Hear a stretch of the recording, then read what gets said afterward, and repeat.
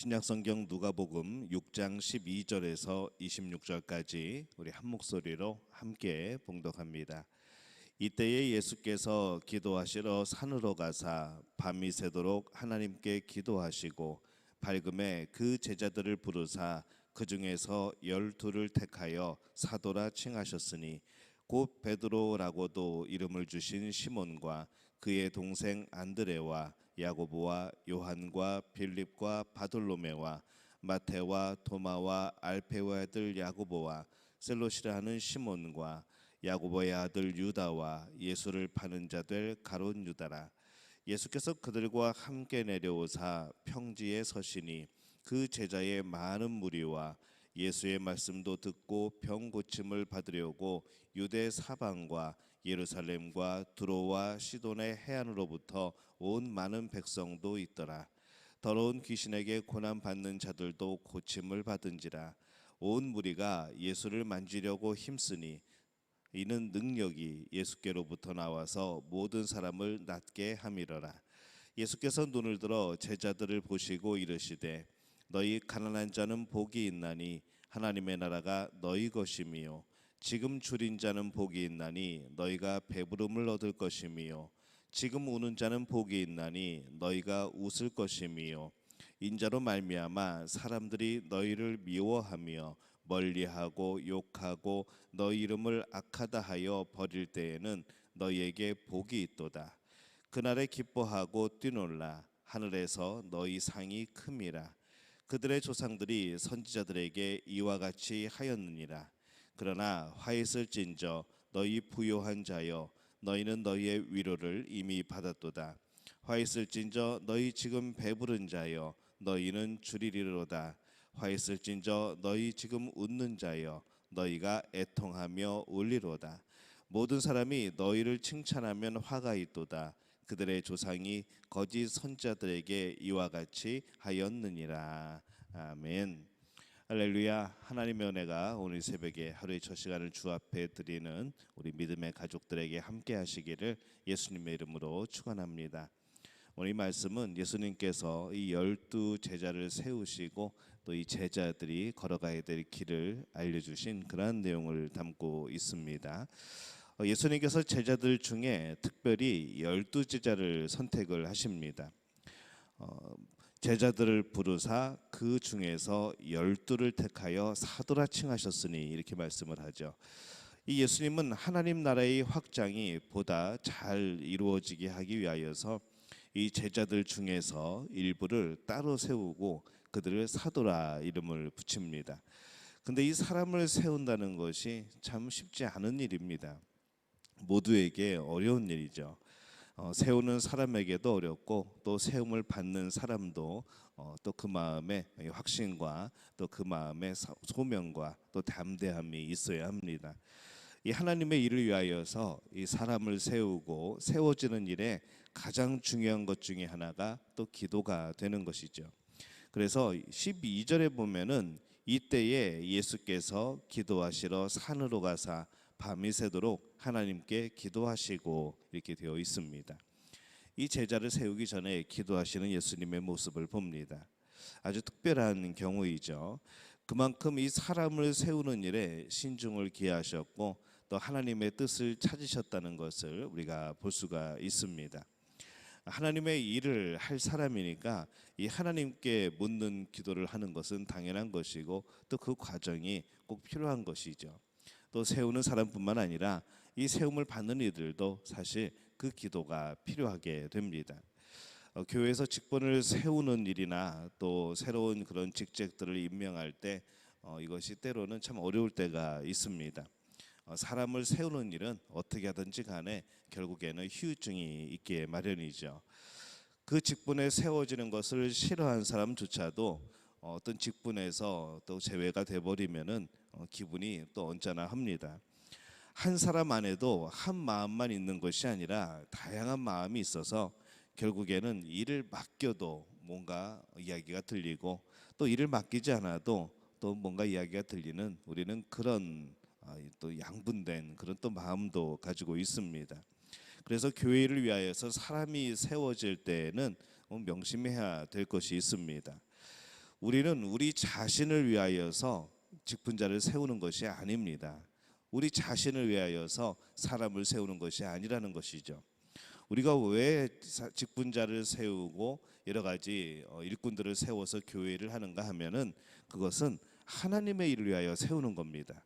내 자신을 위하여서 또 그 직분자나 직책을 맡은 자 자신을 위하여서 세우는 게 아니라는 겁니다. 하나님의 일의 가장 중요한 부분은 낮아짐입니다. 섬김이죠. 지금 낮아질 수 없는 사람이 직분을 받아서 낮아지겠다는 것은 그건 보증이 되지 않는 그런 논리입니다. 구원의 확신도 또 믿음도 없는 사람이 이 직분을 받았다고 해서 구원의 확신이 생기거나 믿음이 생겨나는 것도 아니라는 것이죠. 끝없이 하나님을 향한 엎드림이 없으면 이 직분은 은혜와 섬김이 아니라 그 사람의 무기가 되어집니다. 분명히 누군가는 다치게 되어 있는 겁니다. 예수님께서 12를 제자로 세우셨을 때 그들이 사도로 세움을 받은 것이 영광스러운 것이지만은 여기에 사도로 세움을 받지 않았다 하여서 무조건 이 사도보다 못한 제자들이 아니었다는 것이죠. 예수님께서 사도 12를 세우십니다.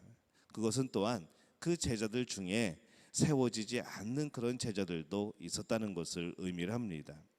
이때 중요한 것이 세워졌는가 안 세워졌는가 그것이 아니라 그들이 있는 자리에서 그들이 충성을 다하는 것이죠. 예수님께서 이 제자들에게 특별히 제자가 어떤 길을 걸어가야 되는가 이것을 가르치십니다. 20절에 보면은 예수께서 눈을 들어 제자들을 보시고 이르시되 이렇게 말씀을 하죠. 여기서 이 제자들은 12 제자만을 의미하는 것이 아니라 예수님과 함께 움직이고 있었던 예수님을 따르고 있었던 이 많은 제자들을 의미하고 있습니다. 20절에서 21절 보면은 너희 가난한 자는 복이 있나니 하나님의 나라가 너희 것이며 지금 줄인 자는 복이 있나니 너희가 배부름을 얻을 것이며 이렇게 말씀을 합니다. 여기서 이 가난한 자, 이 줄인 자 이것은 과연 어떤 의미가 될까요?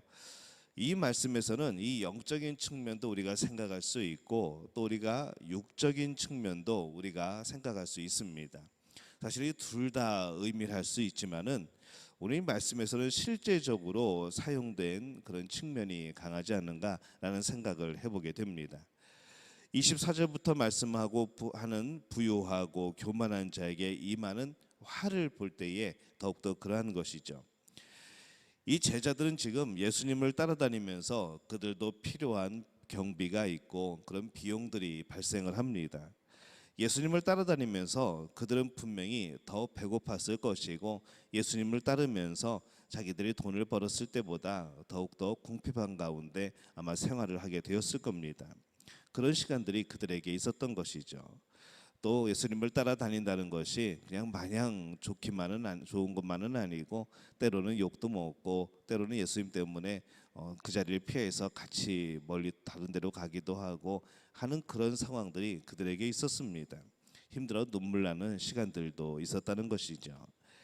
이 제자들이 예수님을 따라가면서 겪는 그러한 어려움은 분명히 그들에게 이후에 보상이 있게 될 겁니다. 그래서 인자로 말미암아 사람들이 너희를 미워하며 멀리하고 욕하고 너희 이름을 악하여 버릴 때에는 너희에게 복이 있도다.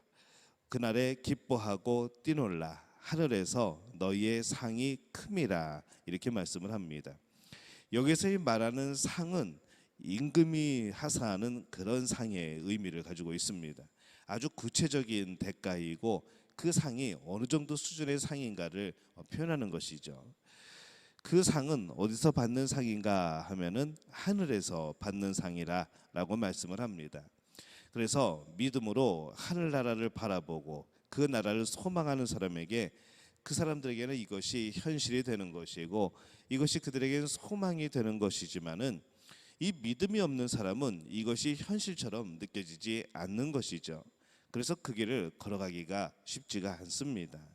그래서 이 하느님의 나라로 향하는 길, 예수님이 말씀하시는 이 제자의 길은 오직 진정한 제자만이 걸어갈 수 있고 소망할 수 있는 그런 길이라는 것이죠. 우리가 이 말씀을 앞에 말씀드렸던 이 직분자의 그런 모습에 빗대어 보면은 이 직분자의 그런 삶은, 이 섬기는 삶은 이 땅에서의 내 상급을 바라고 하게 되면은 날마다 실망할 수밖에 없습니다. 좋은 소리 하나도 못 듣는 것이죠. 섬겨도 욕 먹고 안 섬겨도 욕 먹고 그냥 그 자체가 짐이 되어 버립니다. 그러나 그 가운데서도 이 하나님의 나라를 소망하면서 지치지 않고 하나님이 주실 칭찬을 기대하면서 낮아지고 또 겸손하고 또 하나님을 위하여서 섬겨지는 그 모든 일들이 기쁨이 되는 것이죠. 그러한 기쁨과 그런 마음이 아니면은 이 직분을 감당하기가 쉽지 않은 겁니다.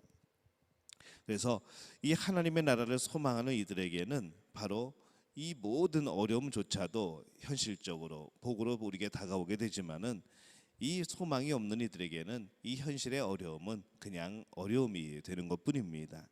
오직 진정한 제자만이 걸어갈 수 있는 그러한 길이 되는 것이죠.